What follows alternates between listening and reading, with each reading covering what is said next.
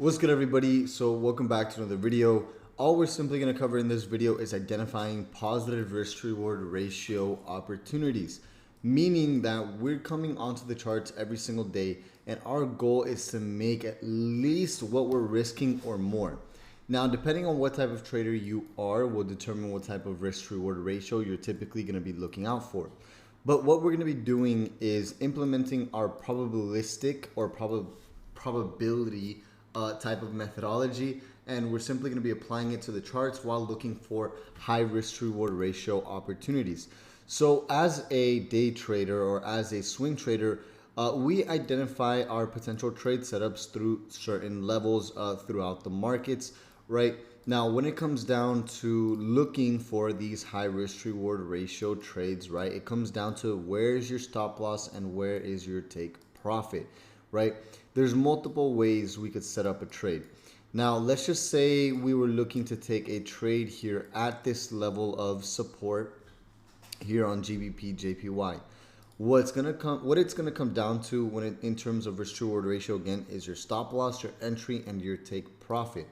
In a situation like this where you identify that, hey, right here we have support and up here we have resistance, right? Let's say you're trading a lower time frame, such as a 30-minute time frame, and you decide to actually take a buy position right after this variation pattern right here where price closed above support, or maybe even up here.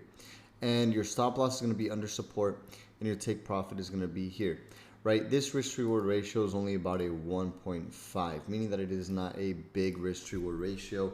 Hence, therefore, you shouldn't take that trade with that target.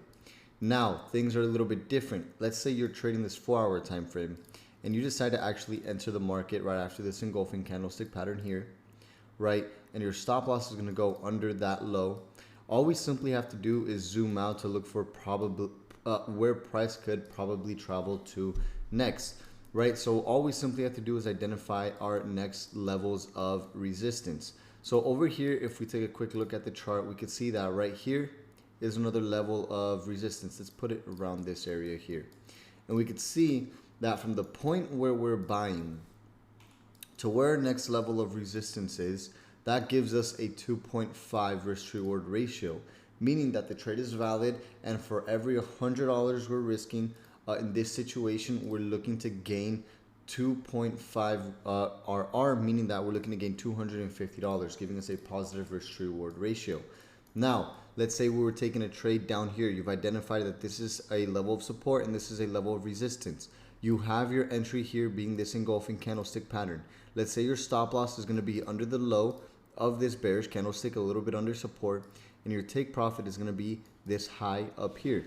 This gives you a 2.3 risk to reward ratio, which again is a positive risk to reward ratio. So all we're simply going to be doing is breaking down risk to reward ratio opportunities. Now here's another trade. This is where price rejected support. You have a double bottom here. Let's say you would have taken a buy opportunity here, right? And your stop loss would have been placed somewhere down here at 60 pips, let's call it at, right? And your take profit would have been up here. This is a 4.2 risk to reward ratio, meaning that it is a positive risk to reward ratio. And for every $100 I'm risking, I'm looking to gain $426. So if I'm risking $1,000, I'm looking to make $4,260 on this trade. And again, we want to set our targets and our levels based off of supply, demand, and support and resistance. So let's take a look at an example over here, right? Let's say you're looking to take a buy position here on gold and you decide to actually buy after this big engulfing candlestick pattern. Your stop loss is going to go under here. Your take profit is going to go up here, right? Notice how the risk to reward ratio significantly changes based off of where your entry is, right? And over here in this situation, we only have a 2.1 risk to reward ratio, which isn't a best case scenario. We always want to try and target more than that, but this is the level where price has the highest probability of actually hitting. So this is where we're going to actually have our target set to. Now, if we were to change things up, like let's say we're going to go to silver here, right? Let's say this box is resistance and this black line down here is support. You make an entry after this big engulfing candlestick, you put your stop loss a little bit above resistance and your target is support. This is like best case scenario. This is 4 times your risk, a 4.02 risk reward ratio, meaning for every $100 I'm risking, I'm looking to gain $102. And you can see in this situation, price pretty much went directly in your favor, which would have been a pretty nice trade. But notice how the stop loss is in a pretty appropriate area. One, because it's above resistance, and targets is also at an appropriate area too, because it's at the nearest level of support. Now, you could have also targeted down here, be like, yeah, I'm gonna take the trade. It's 9 times my risk.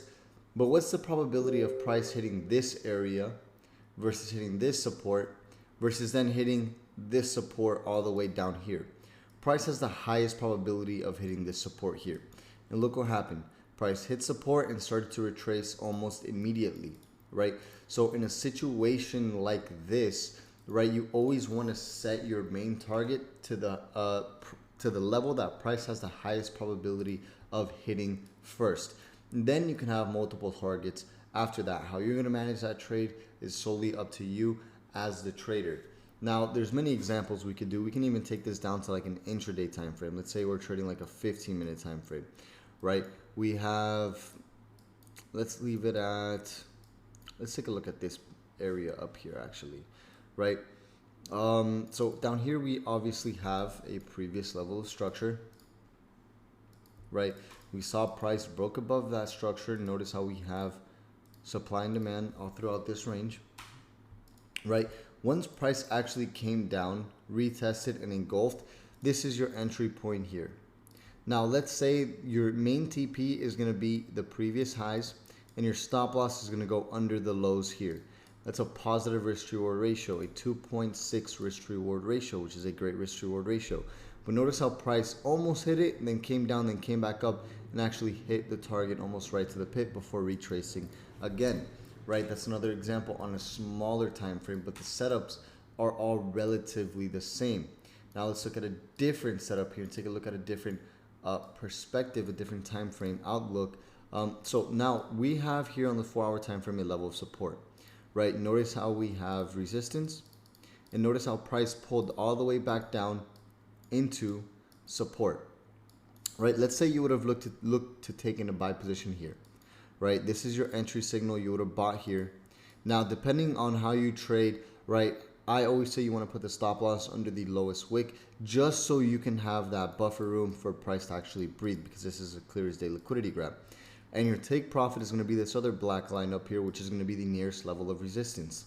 Now, notice how we have a 3.6 risk reward ratio, which is again another positive risk reward ratio. We have a decent enough stop loss. You can even make this a little bit bigger, make this a 3.2, right? We have a decent enough stop loss size, and we have a very realistic target, because I can also target this area way up here and say, yeah, price is going to come all the way up here. I mean, it almost did, and this would have been a crazy trade for almost 8 times our risk. But again, look at the probability. Price is a lot higher of a probability to come back into resistance, because this is resistance here. Remember, we don't know if price is going to break that level of support or if it's going to break that level of resistance. So we want to target the nearest level of supply and demand, the nearest level of support and resistance. And then we could set multiple targets along the way. So let's say in the best case scenario, you would have had a 2.6 risk reward ratio trade where it went right in your direction almost right away.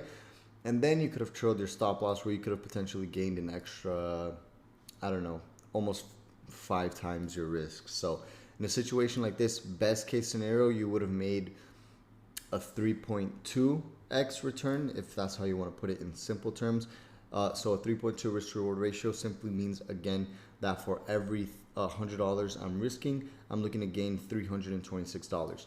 To a best case scenario of every $100 you risk, you're looking to gain 7.4 times that amount. Now, again, we want to make sure we have a good size stop loss, and we also want to make sure we have a realistic profit target, because we can also be like, yeah, you know, I see price coming all the way back up to here, and of course risk reward ratio is always going to be positive, but you have to be realistic when setting your targets as well, along with your stop losses.